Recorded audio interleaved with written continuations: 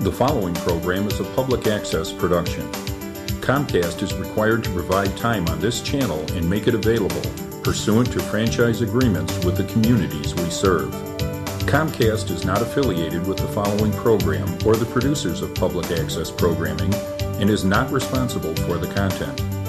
The following program does not reflect the opinions of Comcast or its affiliates.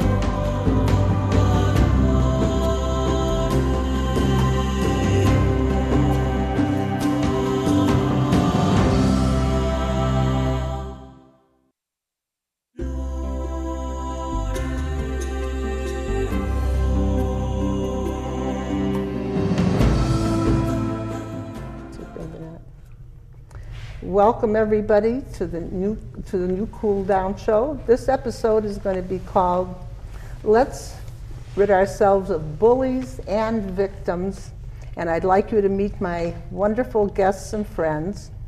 This is Phyllis Sugar to my left, and Rabbi, the one handsome man in the at the table, and also Ruth Berger.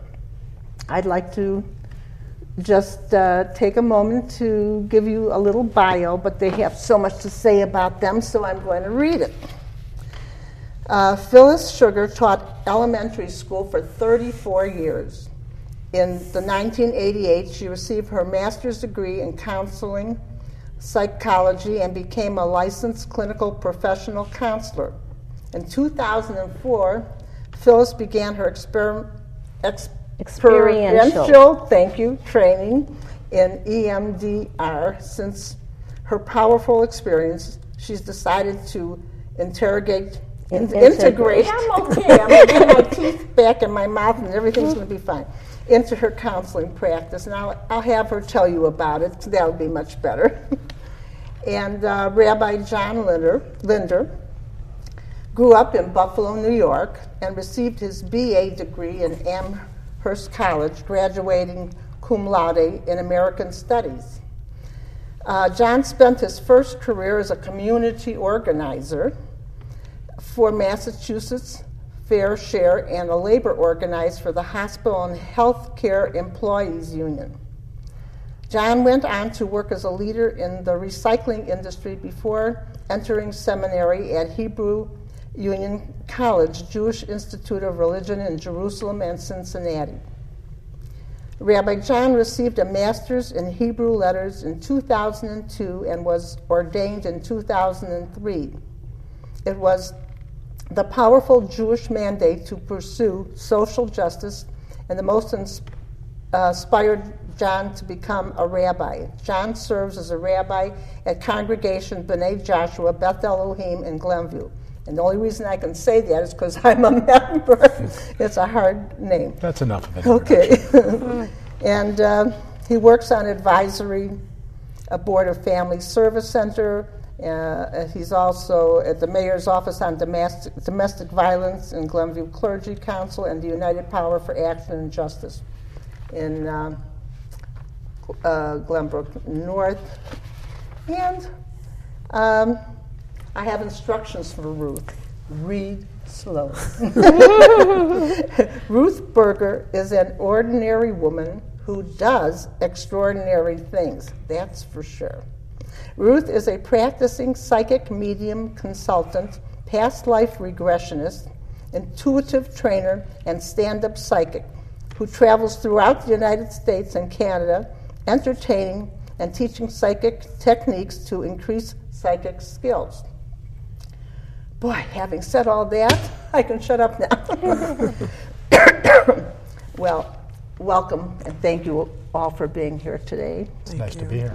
And I mentioned the title about let's get rid of bullies and victims. And I know there is a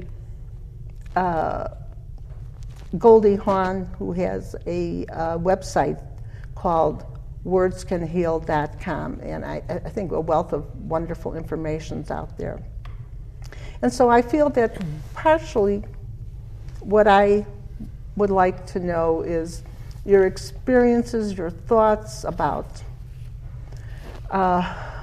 what can we do to bring a little knowledge, because I think if people know better, they can do better. And since bullying seems to come from a root source, I think you can track it to probably almost anything where violence of some sort at some level starts, and it's usually the way a parent maybe has talked, children have talked to other children maybe, and so on. So I'd like to throw this out, and anybody who wants to have something to say can just say it. And if would you like to start, Rabbi? And thank you. You're welcome. Sure. Well, first of all, I think in terms of our society, we grow up with that expression that sticks and stones will break my bones, but names will never hurt me. And our experience in life teaches us something far different than that, that actually words are perhaps more powerful a tool for hurting or healing than sticks and stones ever could be. That's when we use words in a positive way, what it does to raise people's sense of self-esteem, and how hurtful it is when people use words for bullying and specifically to tear someone down. So I think just first as we start this, I think culturally we need to shift the paradigm how powerful words are and how we can have people think about the words they use for good, and to be aware when they're misused, the damage that's done.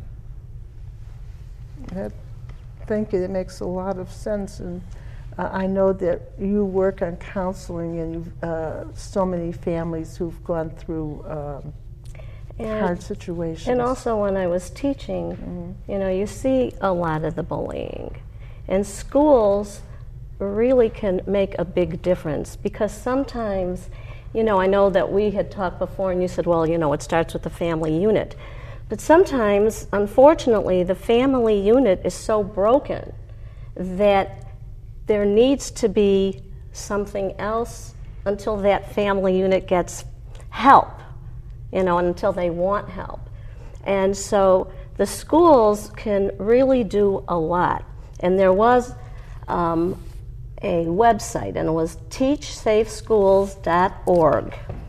And they have how the school can improve the safety. They have a checklist where they interview the children, the parents, and they even find out where in the school could a problem begin, a hallway or this or that. And, really take charge.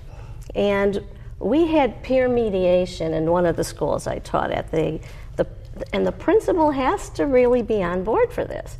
And I went to the principal and I said, could we try this peer mediation?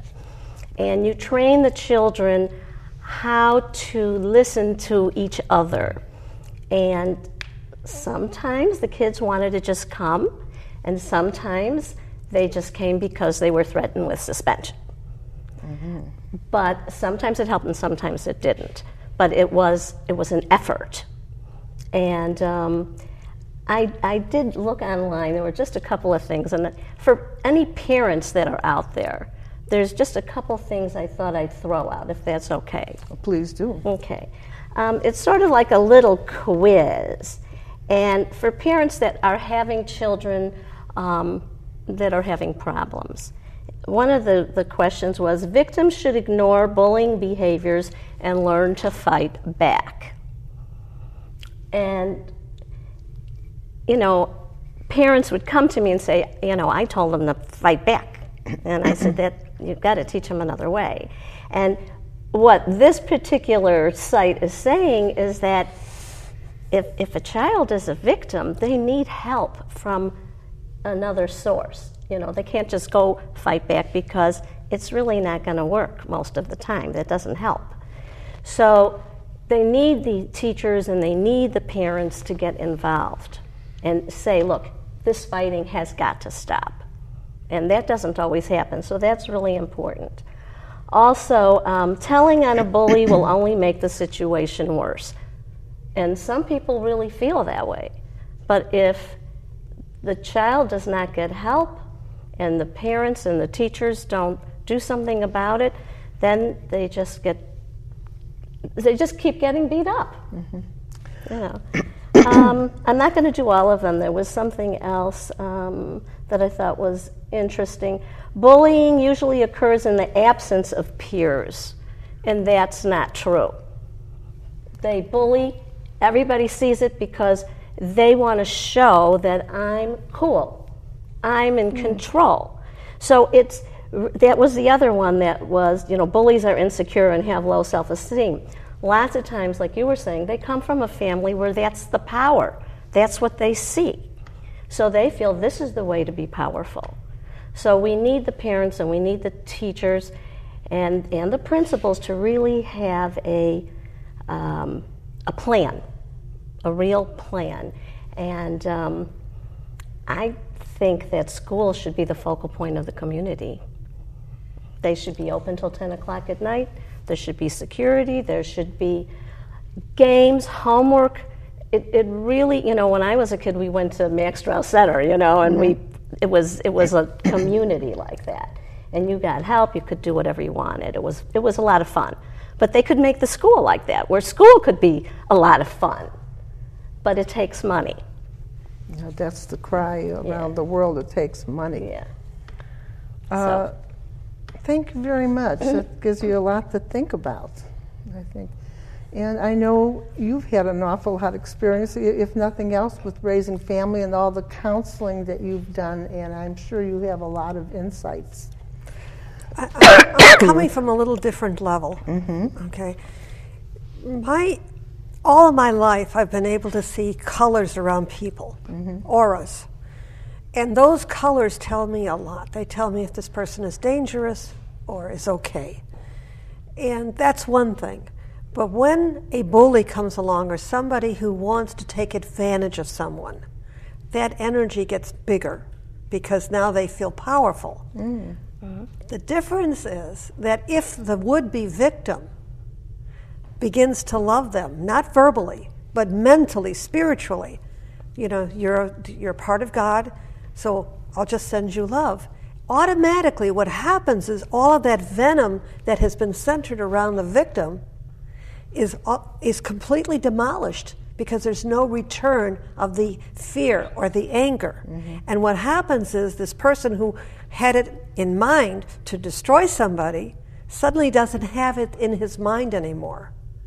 He's taken aback by that.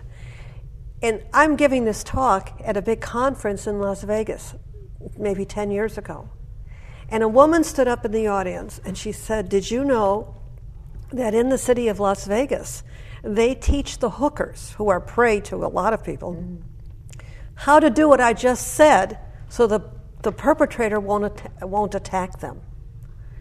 Interesting. Yeah, so I believe that there's a silent way with a spiritual bent to it that can get you away from the bully, but also the bully can then begin to feel comfortable with you and not need to be angry and not need to hurt. I'd like to ask you a question on that, Ruth. Does the bully just find one target, or does the bully usually find many targets? Because, sometimes you hear about these people that they say they were extremely quiet people. Pardon me, and then suddenly, suddenly they run amok, and they would start with the killings in the schools, road rage, abuse of their spouse, even almost anything. And you hear that you never suspect that this was potentially the type of person who would erupt in such a manner.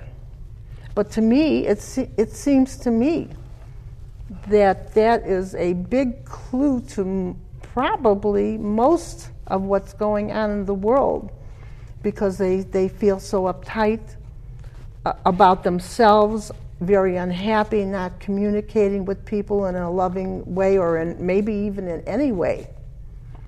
And then quite often either they kill other people and then kill themselves. And the MO that you hear on the news is always the same, extraordinarily quiet. And so that, to me, it sounds like you're talking about a person who picks on a person for some reason. But I think probably most bullies might find a series of people to pick on. I mean, I think what we have to do, there's this, like what you're trying to do, get enough people together where we grow in terms of peace thinking. Mm-hmm. That's the idea of it. So for years, whenever there's a bully heading some kind of a government or heading some kind of a group of people, whatever they are, if there are a lot of prayers for the peace of that person, mm-hmm. that person doesn't do as much negative work. So that's, but I was thinking more of individuals. I was thinking like a lot of husbands who are very abusive. They want to hurt the woman, especially if she's tried to leave the man. Right. And when she uses this technique of sending him love, even though she never wants to have anything more to do with him, but she sends him love from a spiritual level, mm-hmm. there is less a conflict with him when he deals with her. Mm-hmm. So I think it's a lot of things. I think we have to work with individuals as well as large groups. Mm-hmm. Well, I work with women who've been abused, and I've been doing the EMDR before even I did the EMDR. I worked with. Would you please explain what EMDR is? Oh, okay. I forgot to do that. It's a counseling technique that is used really throughout the world. It's recognized in Israel and Britain, and our Department of Veteran Affairs has said that it's a good method. It's a little hard to explain where it won't sound weird, but I'm going to attempt to. Okay. Francine Shapiro has founded this in 1987, and she was walking down the street and something was bothering her, and she realized her eyes were going back and forth, and she realized that she was starting to feel better. And EMDR stands for eye movement desensitization reprocessing, and that's a mouthful. But she said, later on that it's not only the eye movements, it's the bilateral stimulation, and it's the way your brain really can heal itself through bilateral movements. I have a machine I use, tapping. They hold tappers, and there's earphones, and that you hear different sounds. And the person, I need to give an interview to find out really what the situation is. And then we work on a trauma. And the person then tells me, when they think of the trauma, what is their irrational belief about themselves? Like, I'm no good. I'm a bad person. And what do you want to think about yourself? I am a good person. I am a deserving person. And then you start the taps, or you start the eye movements, and you stop, and then they give you one line of where they were. It's like being on a train and just watching the scenery go by. It's not where you have to go through the entire trauma minute by minute. And sometimes it takes more than one session. Sometimes it takes 2 or 3 to get through that trauma. The reason that I decided to go into it was because I was going to quit counseling when I retired. but I took this EMDR training, and I really just thought I was going to take notes. I didn't know they were going to make me do it, you know.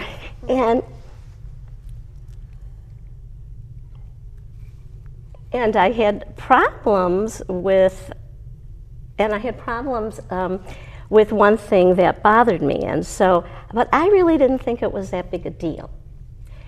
And when they started doing it, you know, they said pick something like on a scale of 0 to 10, pick a 2. Mm-hmm. So I picked a 2, but it went right to the 9. And I thought it was something that I had solved. I had been through therapy before for it.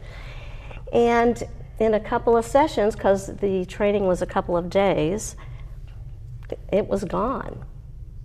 The negative feeling I had, the guilt that I had, was gone. And it never came back. And I thought, I got to do this. I have to help people. So that's my EMDR story. That's amazing. Good story. Yeah. Tremendous. Yeah. Well, there's a problem as well that in Western religions, from the Bible, that you're to love your neighbor as you love yourself. Mm-hmm. The problem is when people have a low sense of self-esteem and don't love themselves, that doesn't work as well. And the Rabbi Hillel, in taking that verse, love your neighbor as you love yourself, was really more realistic and practical about it when he said, what is hateful to another, don't do. What's hateful to another, don't. What would be hateful to you, do not do to another. So we need for people to think about, and it's a matter of listening to people in a different way that I think each of you have experience with people coming to you because they have some question they're trying to get to. Often that initial question is really not what they're really looking for, and it's a question of whether we can listen to them enough to really find what's behind it. What is it that has caused their own self-esteem to be diminished? May have been something that happened in school, something that happened in the house, but the power of what one person can do in listening to someone else can save a life. So that person in school that's a bully, is there somebody that's listening to him or her differently? And for them also to understand the consequences of what they're doing. There is an expression in Jewish tradition that a wise person anticipates the consequences of the words that they say and their actions. And people too often don't think at all about what those don't think beyond the word that just leaves their lips or their action. Listening, getting people to anticipate and to be accountable. Well, this has been quite an amazing time to hear all your experiences and thoughts, and I feel we've only scraped the tip of the iceberg. I want to know if between the three of you here would have an idea and maybe even want to get involved together in putting something together, because I feel that we need to somehow touch the people, because if it were not for Shalva, I happened to be at a synagogue, and they were talking. Shalva is a Jewish organization that I believe helps abused people, or maybe mostly women. Speaking, I did not realize that I was an abuser. Yes, I was an abuser, and I was like, wow, me? I fit the category. I didn't know that when you talk to your children and you holler, and I was such a hollerer. My mother was a hollerer, and I was a hollerer. And I tell my children, what do you mean hollering? This is not hollering. You want to hear hollering? And I go up a few more notches. That's hollering. Well, when I came to that realization that was really hard to face. But I ended up really thinking about it, and one day for Passover, I wrote a special prayer, or just acknowledging that I now understood what they were trying to tell me as kids. And you're a big person and you're yelling at these kids, well, yeah, that's abuse. And I hugged my kids, I loved my kids, I baked cookies, we did all those things. But in between, when I was frustrated or angry, I did not know that I was being abusive. So yes, this means an awful lot to me, because I'm trying to tell you out there, audience, in TV land, it could be any one of us, and probably is, not realizing we have the capacity to heal or to destroy. And I vote in favor of heal. I hope you all get your paper and pencil out there so that you can get the different websites that we're going to be listing, and contact us in case you want to help us in PR or have any ideas in putting something together to help make this world an even better, more loving place to live in. And I'm going to put my 3 guests on the spot. We only have a couple more minutes, so I got to do this fast. Like what was that when we got Governor Blagojevich and he said yes or no? I'm going to ask the 3 of you. Would you like to help me with your ideas? And somehow we need to reach the prisons, the schools, the households, the world. And I know that you've got the brain power right here. If you've got the passion, will you help to push this forward? Yes. All right, I learned something from that passion you are involved with. So I feel really, really good about what we've started here today. And can we agree to meet again in a near future? When I call you, we're going to look up your calendars and see if we can get together. Absolutely. You know where to find me. Oh yeah, I can find all of you. You're not safe from me. And I want to tell you that it's been a joy to be here with you. And they're giving me, is that 2 minutes, Walt? You have the 2-minute warning. All right. We've been warned. So anything you'd like to tell us before that time is up? The floor is yours. I zip up. I had an idea, actually. All right. A public service announcement. I'm not quite sure how and what we would angle it toward, but the more people see it on TV, it gets to be much more of an awareness. Everybody then can start thinking about it. And if it's, a public service announcement, at first sometimes people make fun of it or whatever, but it might be a way to reach a lot of people. It's interesting. That's a good idea. Thank you. Do we know how we can do that? Get that I done? think you can find out. I don't think it's too hard to do. Well, that's interesting. Yeah. I also think that there are powerful examples in the community that are important for people to look at, people that have the greatest reason to have animosity and hatred towards one another, but have chosen to break that cycle of hatred and violence. There's an organization in Israel called Bereaved Parents, parents who have lost their children through terrorism and who have actually connected with the parents who have lost their kids through suicide bombers. And these Israeli and Palestinian parents have risen above the hatred that's been there to break a cycle. And if that's not a powerful model that's pertinent to what we're talking about, I'm not sure. And Hands of Peace as well. Yeah. That I'm hoping to be working with, I'll know in January. And I think if people cannot do anything else, at least pray for peace in the world. Do that. I mean, you can do that from your home, any place. And I think that's probably the nicest gift you can give the universe. Yes.